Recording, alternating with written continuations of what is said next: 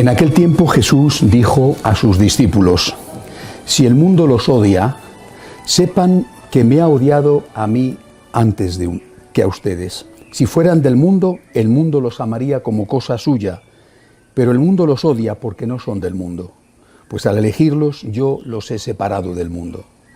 Acuérdense de lo que les dije: el siervo no es superior a su señor.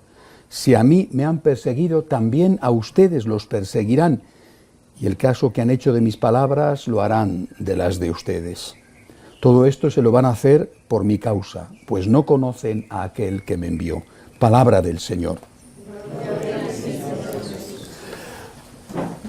Cuando estudiamos historia de la Iglesia hay un caso que resulta muy significativo.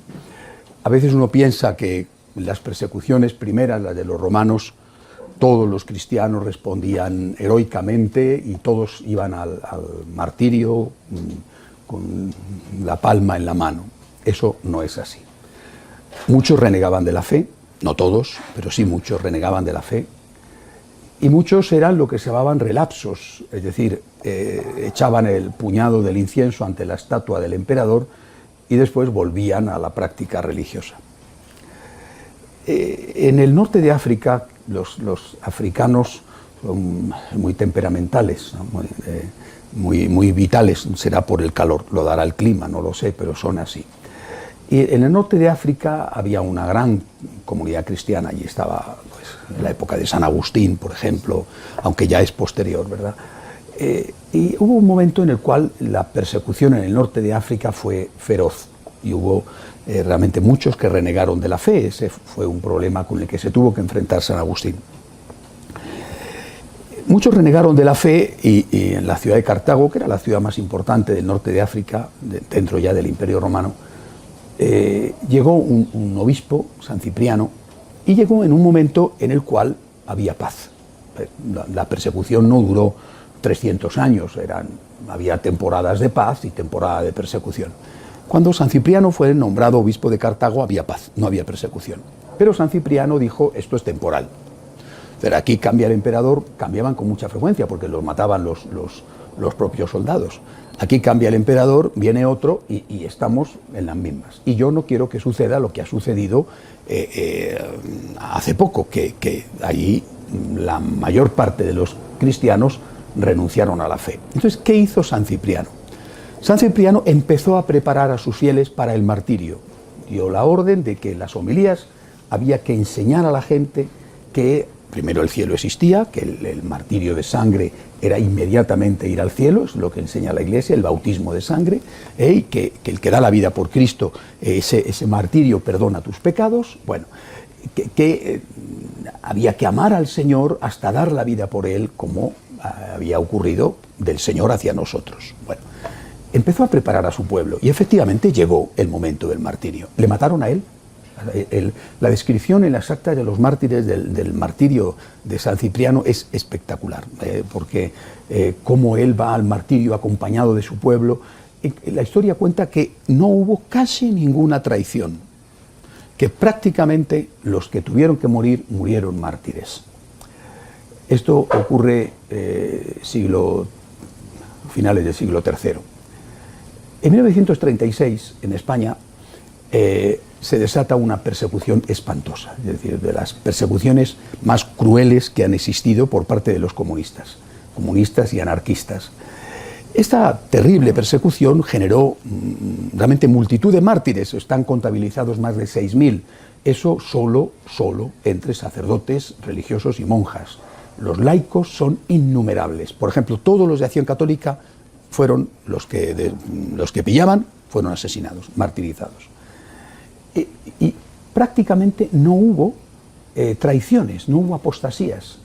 Cuando los historiadores preguntaron por qué hubo tantos mártires en España, es decir, por qué tantos aceptaron el martirio, las torturas eran horrendas.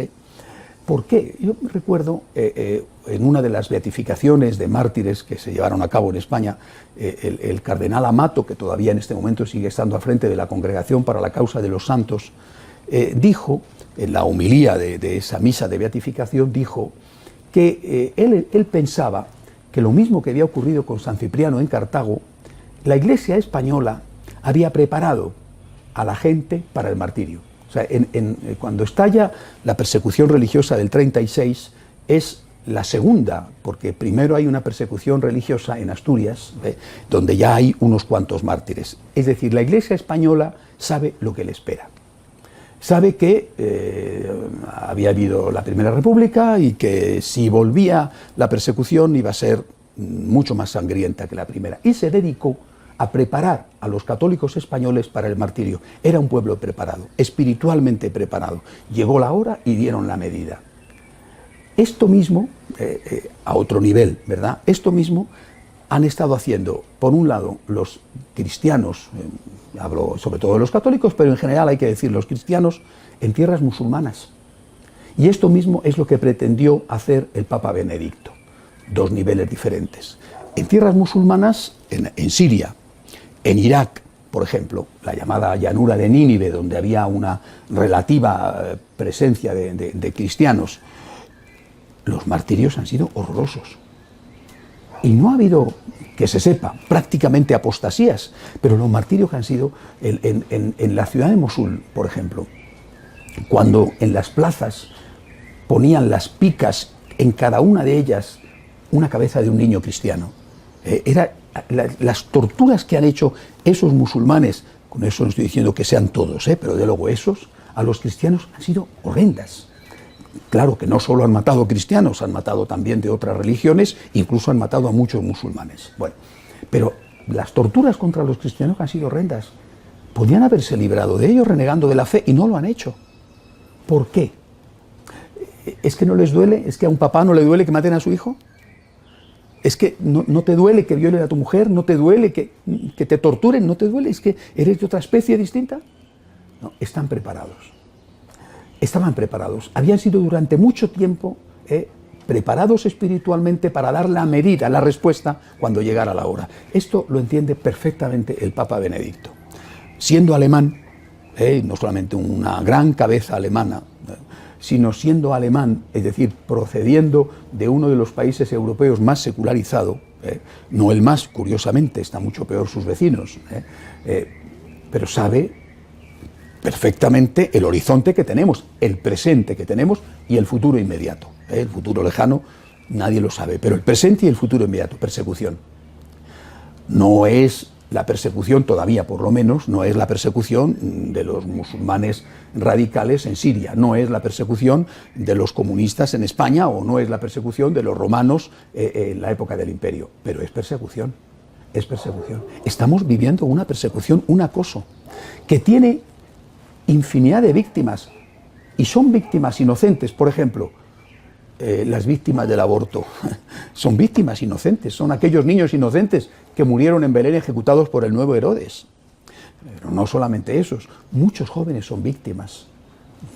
Víctimas y culpables, esto Dios lo sabrá, pero son víctimas, víctimas de una sociedad que les ha envenenado y que les ha hecho creer que se es en la medida que se consume, eres en la medida en que gastas. Y la felicidad consiste en tener y en gastar, y en vivir en un estado lo más permanente posible de placer, al margen de que después te quedas destruido, incluso físicamente. Es decir, este tipo de sociedad es una sociedad agresiva, y será, lo decía un obispo español esta semana, el obispo de San Sebastián, es uno de los más brillantes obispos que tenemos en España, Monseñor Munilla, decía: un secularizado, es decir, un laicista de derechas es igual que un laicista de izquierdas.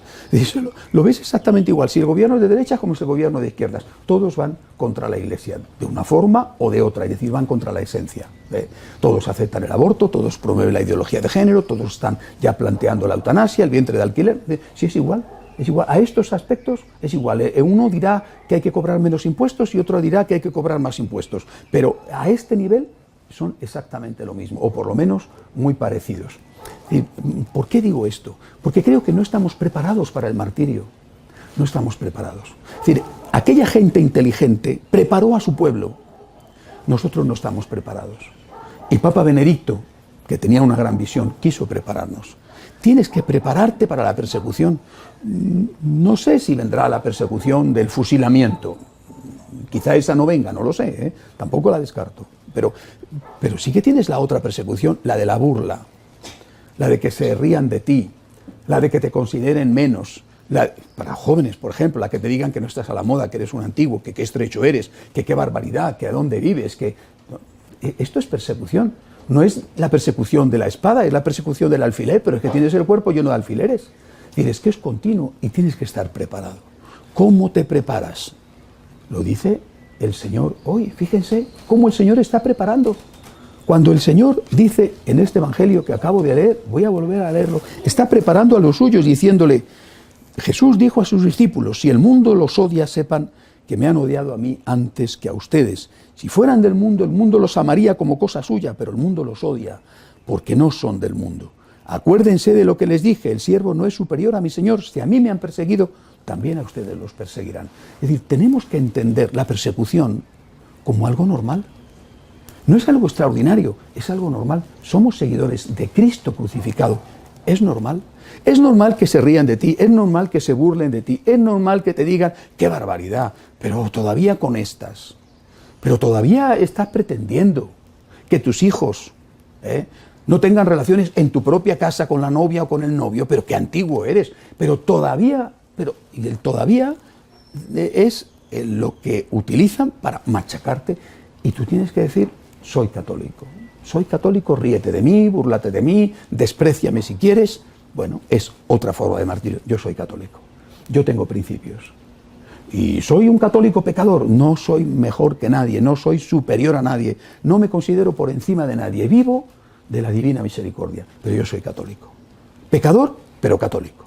Es decir, y por lo tanto, estos son mis principios y no los voy a cambiar. Me toca recibir insultos, burlas, ironías, a veces en algún caso quizá perder un buen puesto de trabajo, no progresar en tu carrera. Es decir, pues este es el precio. Soy seguidor de Jesús, del crucificado. Y prefiero morir con Cristo a vivir sin Cristo. Prefiero morir con Él, ser ridiculizado, perseguido, a triunfar sin Él. Porque al final, como dice el Señor, el que pierde su vida por mí, la gana para la vida eterna. Que el Señor nos ayude a llegar a este martirio con su gracia y con su fuerza. De pie, por favor.